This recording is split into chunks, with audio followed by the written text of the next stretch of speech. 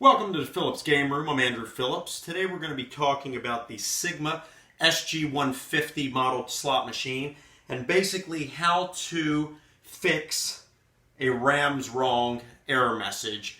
First we're going to talk about what causes that and then how to fix it. So let's go ahead and get started with that.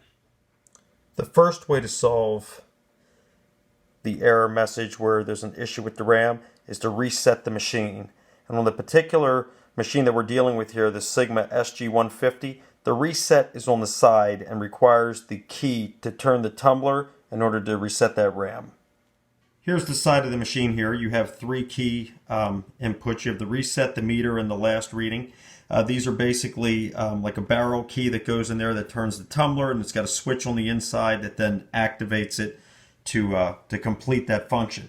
Unfortunately, with a lot of these older slot machines, people either lose the keys or they buy a used machine and they don't know what happened and they can't get it to work without the key. They wind up selling these machines cheap just to get rid of them or throwing them away, and that's not the case. This can be fixed for merely a couple bucks. If you've lost the key or you've got a machine that didn't have a key and you're getting the Rams wrong issue, basically the machine locks up, can't do anything with it. You drop a coin into it, kicks it right out. It won't allow you to play it. It's a very simple fix. As we just showed, you have the reset key is on the side, is where you would put the key in. If you don't have the key to do that, there's a quick bypass. Let's open this up and I'll show you what I'm talking about.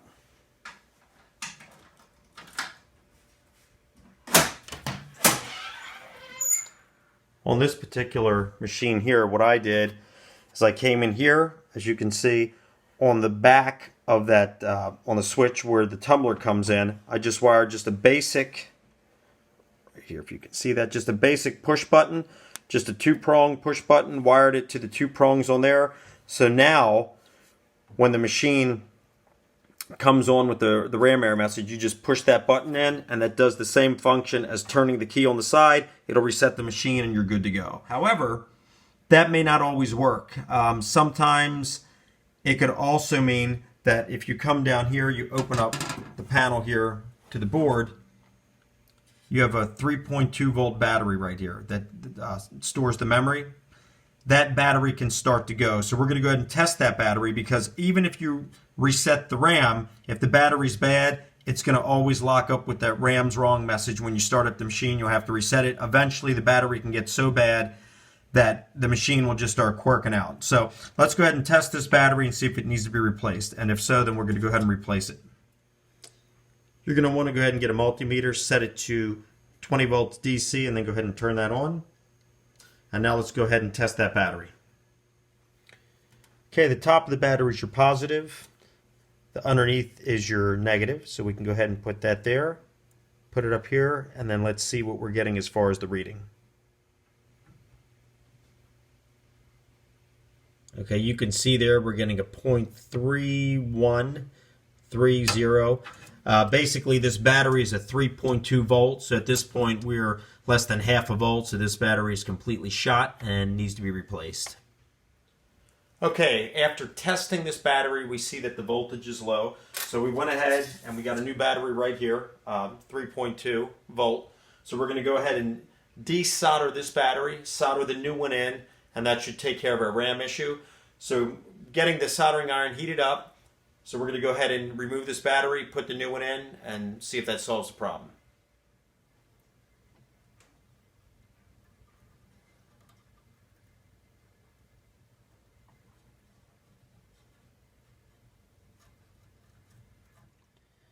The old battery has been pulled out, and the new one is now in place. So we're going to go ahead and just solder that on to give it a tight fit. And then we'll fire up the machine and see if that takes care of the RAM issue. All right, the new battery's been put in. Let's go ahead and fire it up and see if that solves the RAM issue. Power this thing up here.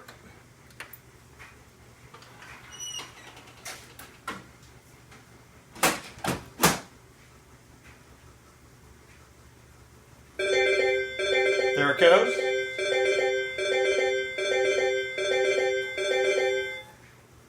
Insert coin is flashing. All the credits are on. The RAM issue is taken care of. There we go. Let's go ahead and drop a few coins in it and make sure it works.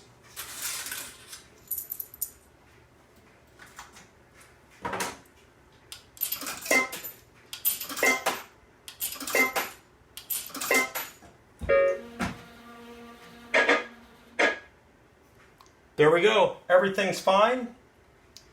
All it took was a $2 push button to go ahead and connect to the reset to clear the RAM. When we found out that wasn't correcting the problem completely, we tested the battery. This was a $1 battery that was put in, a 3.2 flat battery.